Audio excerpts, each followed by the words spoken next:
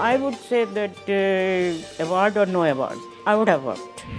My uncle, he said, no, she has done masters, that's enough for a girl. Get it out of your minds that physics is a difficult subject.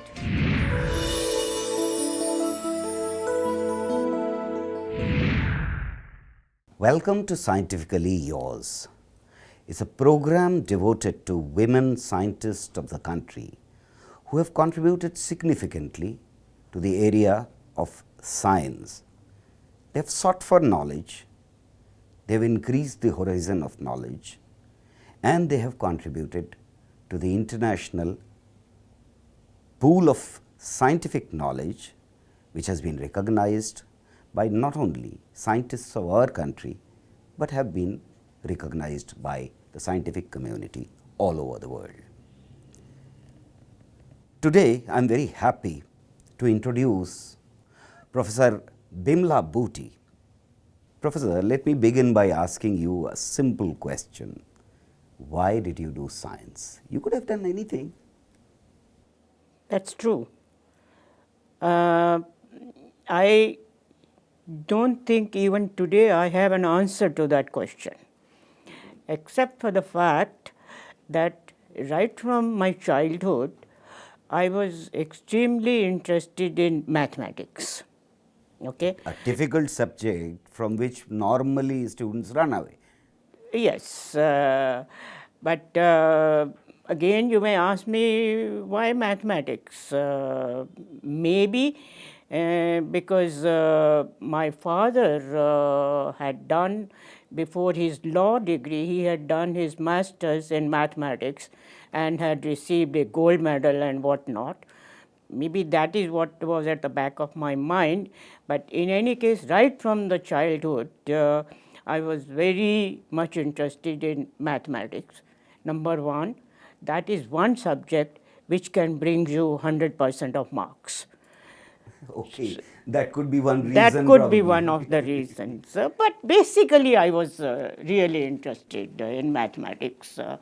And having that much interest in mathematics, then the curiosity, looking at different adventures, and sometimes I used to think, how does this work, the lamps work, and why do we get the eclipse and things like that? These were the basic questions.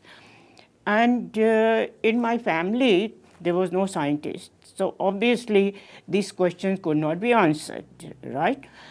I had to take some courses. Was your father your hero? Yes.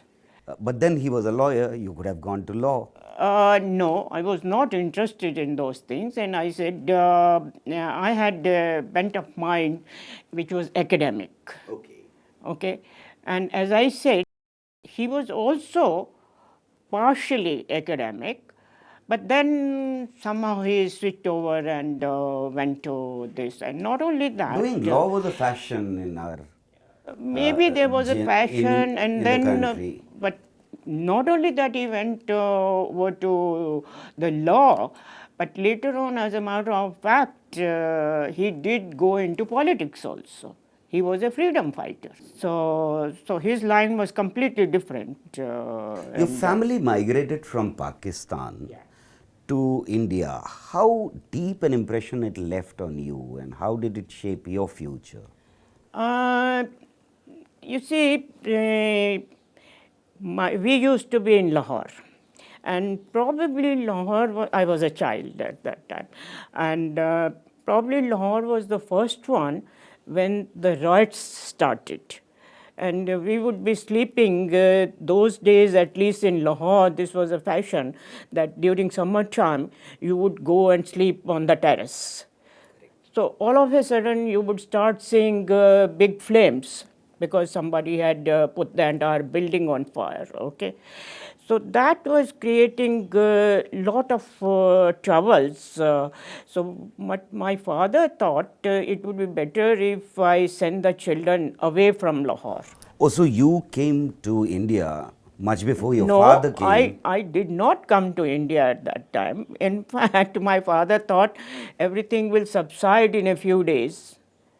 So he sent me in the wrong direction. He sent me to Sindh, Karachi, where my elder sister used to be. Okay. So, but we never went back to Lahore. You came directly from I came Sindh along to- with my sister almost little while before 15th of August when we got the independence, and then we came directly to Delhi. And how did you continue your education in India? That was a little problem because there was no choice. So whatever it is that there was some government school. As a matter of fact, I still remember it was in Daryaganj school. So we just went there and Filled the got form ourselves and- registered, and that school had no science, nothing. Then? And how was the mathematics No. there? Mathematics was okay. I mean, in fact, I was lucky. The teacher in English as well as in mathematics, they were good. Okay, but no science whatsoever. So how did you continue So with science? I must say started, no question of continuing. I never had any science. So only after passing my matriculation, I started learning science. Oh, in school you did not study science at all? No, there wasn't. They didn't have any science. So how did you come to get interested in science after matriculation? But as I said, I had the desire. So I said, okay, now even if I didn't have anything in science, if the people who are giving me admission, they don't have any objection, I would rather. And fortunately, I got admission. So that's how it. I would like to also ask you that physics was said to be the mother of all sciences. That was the fashion in 70s. Do you still believe in it? Not really, not really. So, You don't believe in hierarchy of sciences? no, Not really. not really.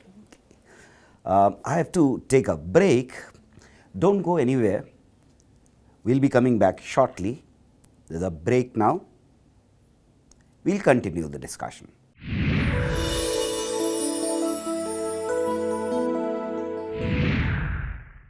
कैसे हुआ आसमान नीला, पानी को कौन करता गीला, ये धरती क्यों है गोल, हमारे जीवन में सूरज का क्या है रोल, हवाई जहाज हवा में कैसे उड़ जाता, पूरी को कौन है बुलाता, कौन भरता इंटरनेट में इंफॉर्मेशन, क्या कभी हवा भी होगी ration.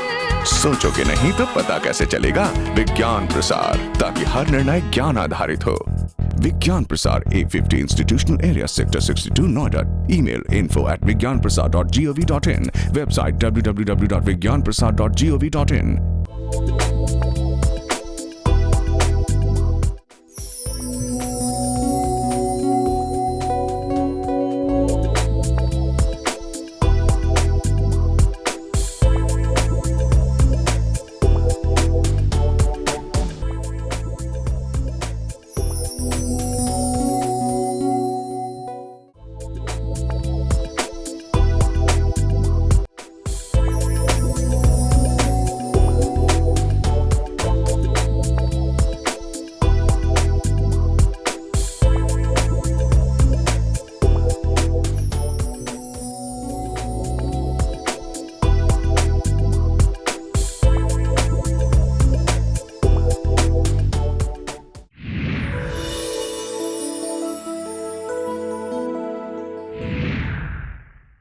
Welcome back to Scientifically Yours. We are talking to Professor Bimla Boti, who is one of the finest scientists in the country, who has contributed a lot to plasma physics, an area which is extremely difficult, and it has always been considered a difficult area.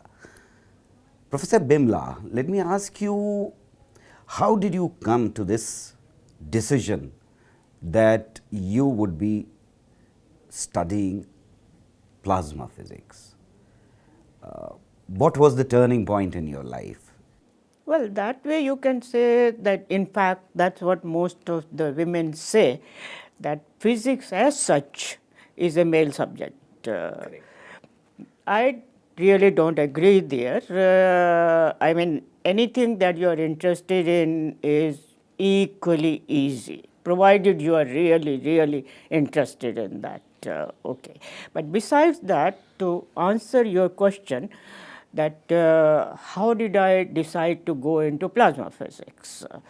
When I started doing my BSc honors, that was at Delhi University, and MSc also at Delhi University. And at that time, at Delhi University, physics department, particle physics used to be in big fashion, very popular, okay? And I had gone to US, I had gone on Government of India fellowship, so I had a choice about the university that You must I have been would very sit. excited when you got this fellowship. Were you? Uh, in a way, I was, because I didn't have to write to other American universities to get some assistantship or anything. I didn't have to do anything. You did well and you got the I fellowship. just went for one interview to Ministry of Education here, and in a few days I got a nice letter saying you have been selected. But going abroad itself was a difficult thing during those periods. So everybody around you must have got very excited that you are going out, or there was opposition to it. My immediate family was very excited. My father was extremely happy that I would be going to US, and that too on Government of India fellowship. So he was extremely honor. happy. But some of my relatives, you have asked a very pertinent question. Some of my relatives, for example, my maternal uncle, Mama, I overheard a conversation between my father and my mama, and my father, since he was so excited that I have got the fellowship, he was telling him that Vimla has got the Government of India fellowship, and in a month or two she would be going to US for doing her PhD. He was excited. But my uncle, he said, no, she has done masters, that's enough for a girl. You shouldn't send her to US. She should get married, settle down, have This was the children. attitude. Yes. And I overheard this conversation, and I was extremely pleased when my father told him, no, she wants to go, and I would never say that she should not go. So he was really, really, I must say, very moderate on this thing. He said, whatever you want to do, go ahead and do it. How did you get interested in plasma physics? Plasma physics, okay. Having gone to Chicago, and I'm sure it's the same rule at other universities also, before you start working on your thesis, you have to take a number of courses. In spite of the fact that you have done masters there and taken many courses, there again you have to take some courses. And it so happened that Nobel laureate Professor Chandrasekhar, he got Nobel laureate much later actually. So the very first quarter I took the course which he was giving, and then he was giving an advanced course in quantum mechanics in the second quarter. So I took both the courses, and he was really, really an excellent teacher. After I took these courses with Professor Chandrasekhar, then I decided no particle physics for me. So that was the beginning of your love with plasma physics. After having gone to Chicago and after taking the courses with Professor Chandrasekhar, and during that time, these were the aspects that he was working on. So obviously, if I decided to work with him, provided he would accept me, then I would go for that field, and this is how it started. How do you feel when you look back your life that you have worked with a Nobel laureate called Professor Chandrasekhar? Well, I'm extremely happy that I had decided to work with him at that time, even though, as I mentioned earlier, that the Nobel Prize he got was much later in 1983. I mean, I'm excited that I worked with a Nobel laureate, but besides that, the type of training that I received from him, I will never forget, never forget. So doing PhD would have been very hard for you under such a person who was extremely busy, wasn't it? You see, I believe that anyone who goes for PhD, no matter with whom, has to work very hard. There's no doubt about that.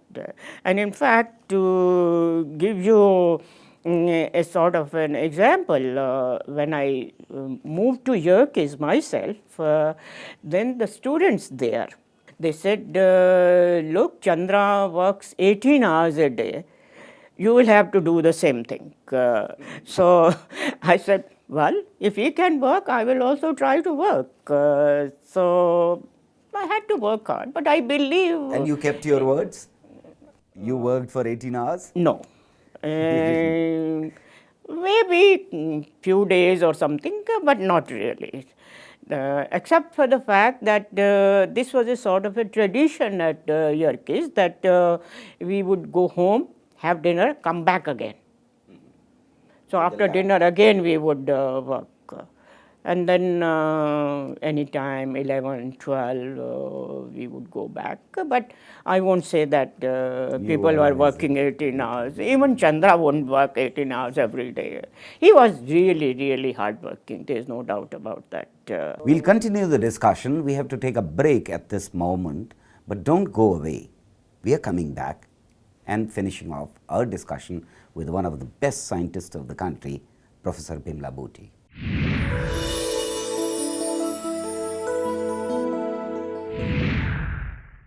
कैसे हुआ आसमां नीला, पानी को कौन करता गीला, ये धरती क्यों है गोल, हमारे जीवन में सूरज का क्या है रोल, हवाई जहाज हवा में कैसे उड़ जाता, पूरी को कौन है बुलाता, कौन भरता इंटरनेट में इंफॉर्मेशन, क्या कभी हवा भी होगी रेशन। सोचोगे नहीं तो पता कैसे चलेगा विज्ञान प्रसार, ताकि हर निर्णय ज्ञान आधारित हो। विज्ञान प्रसार 850 Institutional Area Sector 62 Noida. Email info@vigyanprasar.gov.in. Website www.vigyanprasar.gov.in.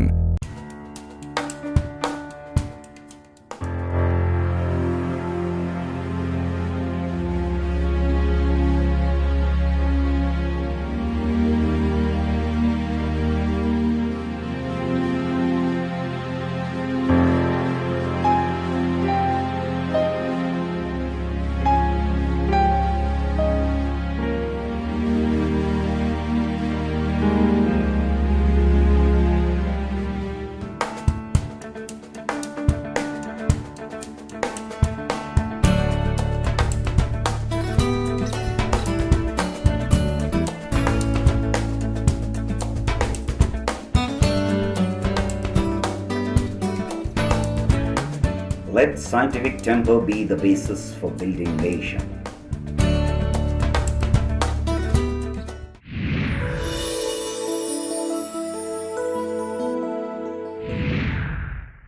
Welcome back to Scientifically Yours. We are today discussing plasma physics and contribution of Dr. Bimla Bhuti to this fascinating area of physics, which is a very difficult area to work on. She has excelled, and in my opinion, her contribution has been recognized by many bodies across the world. When you came back to India, then you joined IIT. You shifted to PRL. Then you worked with the best labs across the world, including NASA. You worked in Italy, you were director of the lab. PRL itself has been a very prestigious laboratory in the country. Did you face problems being a woman while working in the laboratories or at your various positions? Frankly speaking, I would say no. And PRL, as a matter of fact, I don't think that was the culture there. Not only me, but other women, not as scientists. And you will be surprised to know that during my stay there, I was the only female scientist on the faculty. Now the number has really gone up, there is no doubt about that. Take an example of Delhi University. Now I think they have more than 50% of girls doing masters or bachelors. Absolutely. Now, could you explain to the viewers what is this plasma physics all about? How does it relate to common people's life? And whether you really think that you have significantly contributed that has left a better world? You see, plasma is the word, even though most of the people know blood plasma. But this has nothing to do with blood plasma, except for the fact, I will qualify when I say it has nothing to do. Plasma, one can say, is a fourth state of matter. The gas in its ionized form is what is called the plasma. This is the simplest possible definition of a plasma. And the only relation that it has with blood plasma is that when we want to study the characteristics of plasmas, as a matter of fact, you may be surprised to know that our entire universe, 99% is in the form of plasma. So anything that we want to study in space or here on our earth, for example, if we want to talk of energy problems that we are facing these days, the nuclear energy, then there are two ways you can have the nuclear energy, fission and fusion. So fusion is the synthesis of this. So again, it is the plasma physics, nothing else. So if we want to talk of alternate energy, that is the nuclear energy due to fusion processes, you got to know what plasmas are, how do they behave in the laboratory. The fascinating phenomena of comets, Right. right? Comets usually have two types of, they have longish tails. They have two types of tails. One is where mostly we have a dust. It's called dusty plasma, dust tails. And the other one is elongated one, is where we have the plasma, the gases in the ionized form, the plasma. And there are many observed features in these cometary tails, plasma tails. You will be amazed if I show you. You start seeing in these features helical waves. You see a lot of turbulence there. And a lot of beauty Exactly. in this phenomena. Then one wonders, how is that happening? And then you have to sit down, write down the basic equations which are valid under those circumstances, try to find out what are the parameters, what sort of waves are possible, what sort of instabilities are possible.